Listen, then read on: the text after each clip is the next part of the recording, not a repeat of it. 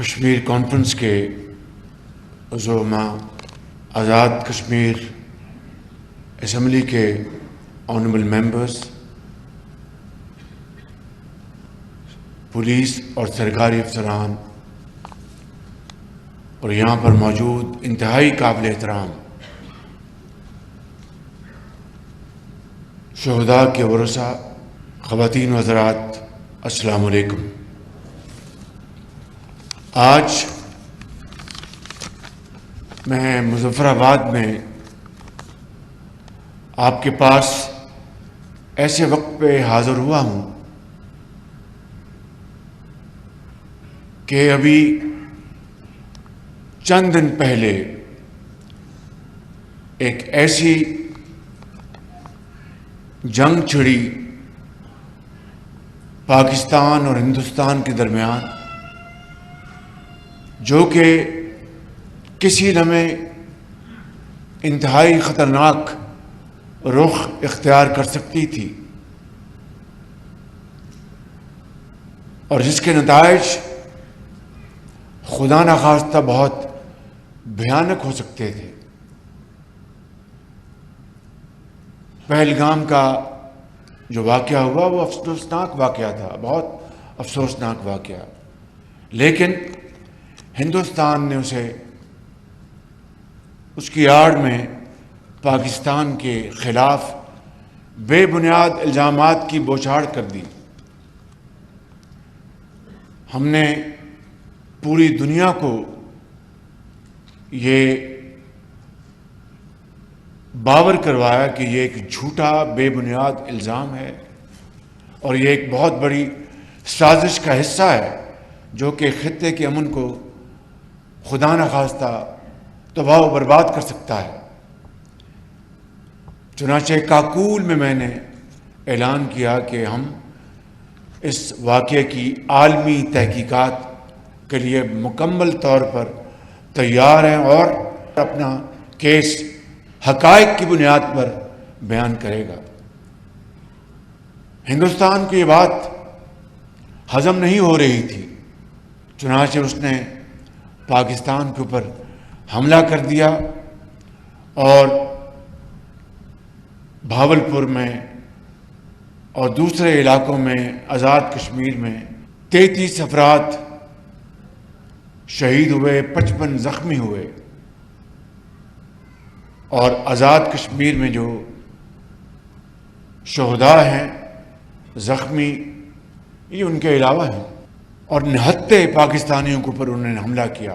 اس مارکے کے دوران پاکستان نے ہندوستان کے نہتے شہریوں کو نشانہ نہیں بنایا، بلکہ نہ صرف ان کے 6 جہاز ان کے گرائے جن کو اوپر ان کو بڑا ناز تھا، رافیل جہاز اور MiG 29 اور اس طرح دوسرے اور جہاز، وہ گرائے، اور اس کے ساتھ الفتح مظاہروں کے ساتھ ہندوستان کو چھٹی کا دودھ یاد دلایا، مگر ہندوستان باز نہیں آیا اور پاکستان کے اوپر تواتر کے ساتھ الزامات بھی لگاتا رہا، اور پاکستان کے خلاف ہر جگہ اس نے اپنے حملے جاری رکھے۔ 9 اور 10 کی رات کو ہم نے یہ طے کیا، دنیا کے بے شمار ممالک اس بات پر پوری طرح یکسو تھے کہ پاکستان حق پر ہے۔ انہوں نے ایک عالمی تحقیقاتی کمیشن کا جو آفر کی ہے، اس سے پاکستان کی سچائی اور پاکستان کے ہاتھ صاف ہونے کا واضح ثبوت ہے۔ لہٰذا یہ پہلی بار ہے کہ ہندوستان ایک ایسے گھمنڈ میں تھا، اس کو غرور تھا کہ پوری دنیا کی طاقتیں اس کے ساتھ کھڑی ہو جائیں گی، لیکن جو ہندوستان کے دوست تھے وہ نیوٹرل ہو گئے، اور جو نیوٹرل تھے انہوں نے پاکستان کا بھرپور ساتھ دیا کہ یہ موقف پاکستان کا جائز ہے۔ 9 کی رات کو ہم نے یہ فیصلہ کیا کہ ہم اب پہلے جو 6 جہاز گرائے گئے وہ تو دفاعی ہمارا حق تھا کہ حملہ آور ہندوستان تھا. ہم نے پاکستان کے دفاع کا حق استعمال کرتے ہوئے اس کے 6 جہاز گرائے اور دوسرے تنصیبات کو نقصان پہنچایا. 9 کی رات کو فیصلہ کیا اب ہم اپنا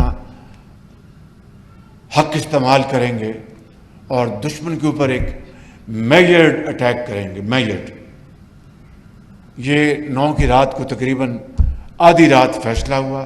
صبح 2:30 بجے مجھے سپہ سالار کا فون آتا ہے کہ وزیر اعظم ہندوستان کے میزائل جو ہیں وہ نور خان ایئرپورٹ کے اوپر اور پاکستان کے دوسرے حصوں کے اوپر اس نے براموس میزائلوں سے حملہ کر دیا ہے. اور آزاد کشمیر کے میرے بزرگوں، بھائیوں، نوجوان ساتھی اور بہنوں، میں آپ کو بلا خوف تردید بتانا چاہتا ہوں کہ سپہ سالار کی آواز میں اعتماد تھا، جوش تھا، جذبہ تھا. اور مجھے انہوں نے کہا کہ وزیر اعظم اب ایک ایسا زوردار تھپڑ ہندوستان کے منہ پر لگایا جائے کہ وہ قیامت تک وہ یاد رکھے کہ پاکستان میں حملہ کیا تھا. تو اس کے نتیجے میں پھر آپ نے دیکھا کہ پٹھان کوٹ سے لے کر کوئی بھی ان کا ایئرپورٹ ہمارے شاہینوں کی زد سے باہر نہیں تھا، الفتح میزائل کی زد سے باہر نہیں تھا. اور پھر صبح 9 بجے دوبارہ ان کا مجھے فون آیا سپہ سالار کا کہ وزیر اعظم ابھی مجھے پیغام دیا گیا کہ ہندوستان سیز فائر کے لیے تیار ہے، یعنی گھٹنے ٹیکنے کے لیے تیار ہے. یہ ہے وہ داستان، وہ تاریخ جو ہماری افواج پاکستان کے شہداء نے، غازیوں نے، عام شہری نے جو اپنے خون سے رقم کی ہے، اپنی جرت سے رقم کی ہے. تو میں سمجھتا ہوں کہ آج وزیر اعظم آزاد کشمیر کی جو باتوں سے میں ان کا بہت احترام کرتا ہوں، متفق ہوں. یہ حقیقت ہے میرے بزرگوں، بھائی اور بہنوں کہ اب مودی سرکار 100 مرتبہ سوچے گی پاکستان کے اوپر دوبارہ حملہ آور ہونے کے لیے، کہ اس کو پتہ چل گیا کہ ہماری بری فوج، ہماری فضائی فوج اور ہماری بحری فوج مل کر پوری طرح تیار ہیں. اور جس طرح ان 4 دنوں میں 6 تاریخ سے لے کر 10 تاریخ تک جو ہندوستان کو سبق سکھایا گیا، میری نظر میں 1971 کی شکست کا اللہ تعالیٰ نے بدلہ لیا ہے آج اس موقع کے اوپر. کچھ ممالک کا خیال تھا کہ پاکستان جو کنونشنل وارفیئر ہے اس میں پاکستان ہندوستان کے مقابلے میں بہت پیچھے رہ گیا ہے. اس جنگ نے وہ جو ایک کنفیوژن تھا، ابہام تھا، اس کو بھی غلط ثابت کر دیا. اور کہیں بھی خدا نخواستہ نیوکلر جو ہمارے ہتھیار ہے اس کی دور دور تک اس کی ہمیں ضرورت نہیں پڑی تھی، نہ کبھی انشاءاللہ امید ہے قیامت تک پڑے گی. تو میرے بزرگوں، بھائی اور بہنوں، یہ ہے وہ میں سمجھتا ہوں کہ ایک عظیم فتح جو اللہ تعالیٰ نے پاکستان کے 24 کروڑ عوام کی دعاؤں کی بدولت، آزاد کشمیر کے ایک ایک نوجوان بھائی اور بہن اور بزرگوں کی دعاؤں کی بدولت، جو کہ پوری طرح افواج پاکستان کی پشت پر کھڑے تھے، یہ وہ فتح اللہ تعالیٰ نے ہمیں عطا فرمائی. اور اسی لیے یہ شعر اقبال نے کہا تھا شاید اسی دن کے لیے، فرد قائم ربط ملت سے ہے تنہا کچھ نہیں. فرد قائم ربط ملت سے ہے تنہا کچھ نہیں، موج ہے دریا میں بیرون دریا کچھ نہیں. یہ اتحاد جو پوری قوم سیسا پلائی ہوئی دیوار کی طرح متحد تھی، کیل سے لے کے کراچی تک جس طرح متحد ہوئی. یہ اتحاد اتفاق یہ وہ دولت ہے جو کسی بھی قوم کو اگر نصیب ہو جائے تو بڑی سے بڑی جو مشکل ہے وہ آسان ہو جاتی ہے. میں سمجھتا ہوں کہ آج وقت آ گیا ہے کہ ہمیں پاکستان کو انشاءاللہ اسی اتحاد اور اتفاق کی طاقت سے پاکستان کی اب ہم نے جو معاشی جو ترقی کا سفر ہے اس کو انشاءاللہ طے کرنا ہے، شبانہ روز محنت کر کے. اور اس جنگ میں جو کہ شاید تاریخ کی مختصر ترین جنگ تھی، اس میں ہمارے سپہ سالار جنرل سید آصف منیر کی دلیرانہ، دانشمندانہ اور اللہ تعالیٰ پر توکل، ان کی قیادت، لیڈرشپ نے الحمدللہ بے پناہ کامیابیاں عطا فرمائیں. اور اسی طریقے سے ہمارے ایئر فورس کے chief of air staff air marshal Zaheer Babar اور ان کے شاہینوں نے، اور اسی طریقے سے ہماری بحری فوج جو مکمل تیار تھی دوارکا کی تاریخ دہرانے کے لیے، یہ وہ عظیم سپوت ہے قوم کے جن کے لیے قیامت تک آپ کی دعائیں ہیں، پوری قوم کی دعائیں ہیں. اور انشاءاللہ جس طرح انہوں نے پاکستان کا سر فخر سے بلند کیا ہے اقوام عالم میں، اس کی شاید حالیہ تاریخ میں کوئی مثال نہیں ملتی.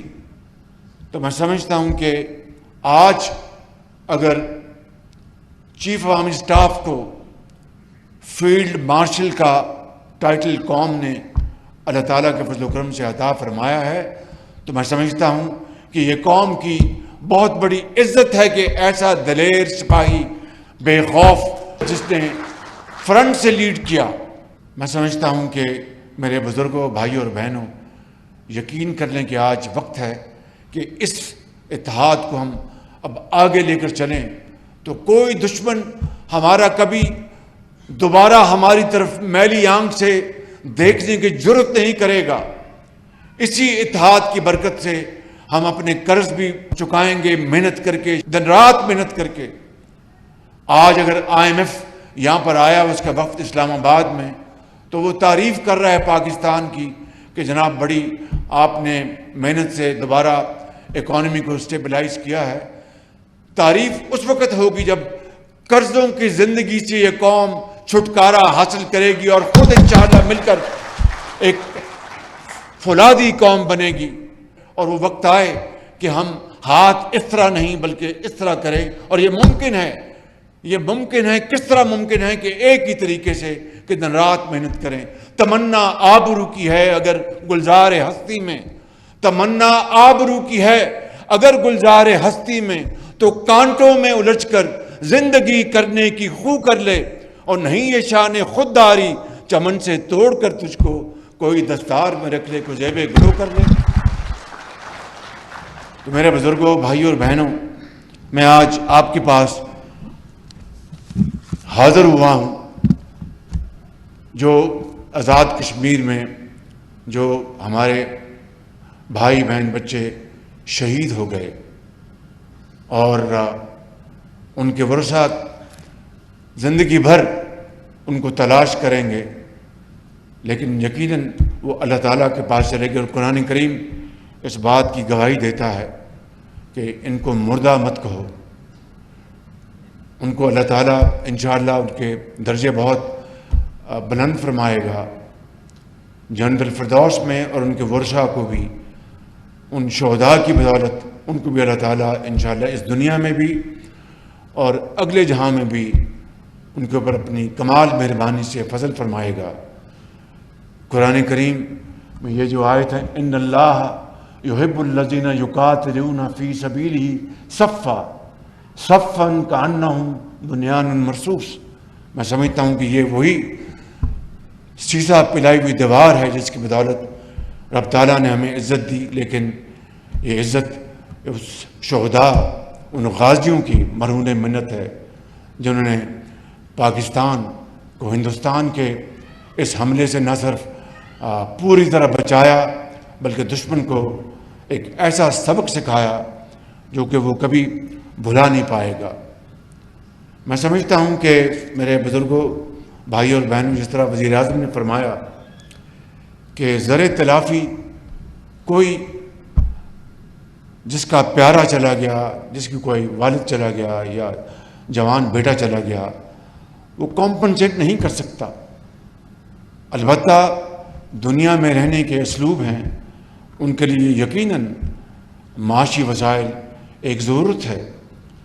تو اسی حوالے سے میں سمجھتا ہوں کہ بڑی عاجزی کے ساتھ لیکن ایک فرض کی ادائیگی کے حوالے سے حکومت پاکستان نے جو فیصلہ کیا اس کے اوپر آزاد کشمیر میں اور دوسری جگہوں پر بھی یہ فیصلے کے اوپر عمل بہت تیزی سے ہو رہا ہے۔ میں یہاں پر یہ عرض کرنا چاہوں گا کہ شہریوں کے ورثاء کو 1 کروڑ روپے اور زخمیوں کو 10 لاکھ سے 20 لاکھ روپے کے چیک دیے گئے اور بہت جلد باقیوں کو دے دیے جائیں گے۔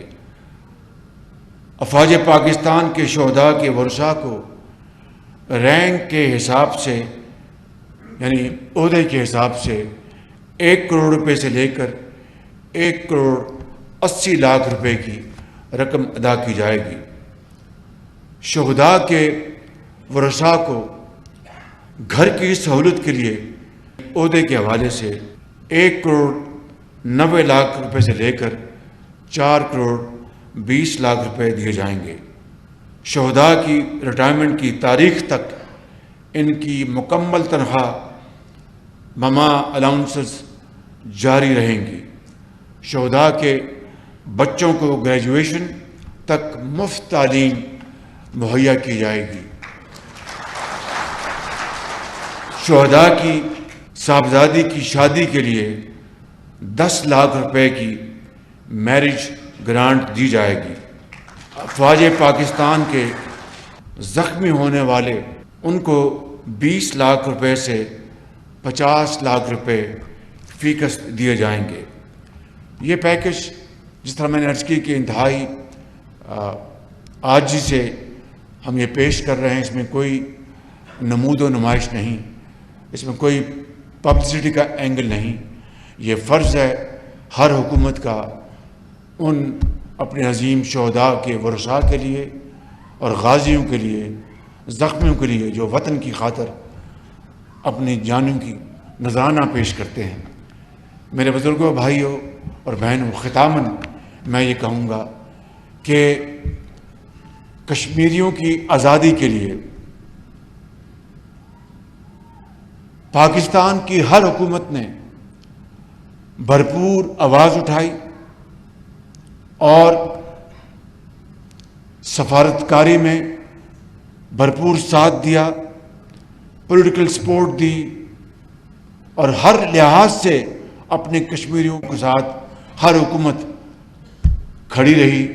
میں یہاں پر انتہائی عاجزی سے مگر بڑے جوش کے ساتھ یہ کہنا چاہتا ہوں کہ 24 کروڑ عوام کی پوری دعائیں کشمیری بھائیوں کے ساتھ ہیں، بہنوں کے ساتھ ہیں، جو دہائیوں سے وہاں پر بے پناہ ظلم برداشت کر رہے ہیں۔ کشمیر کی وادی ان کے خون سے سرخ ہو گئی ہے اور تہاڑ جیل اور نہ جانے کہاں کہاں ان کے اوپر ظلم و ستم کے پہاڑ توڑے جا رہے ہیں، لیکن وہ آج بھی اپنے حق کے لیے چٹان کی طرح کھڑے ہیں۔ میں سمجھتا ہوں کہ پاکستان کم از کم یہ کر سکتا ہے کہ جب تک کشمیریوں کو سیکورٹی کونسل کی قراردادوں کے مطابق ان کا اپنا حق کے خود ارادیت نہیں مل جاتا، پاکستان کشمیریوں کا برابر ساتھ دیتا رہے گا۔ اور انشاءاللہ اس بارے میں ذرا خم نہیں آئے گا، کوئی دوری نہیں آئے گی۔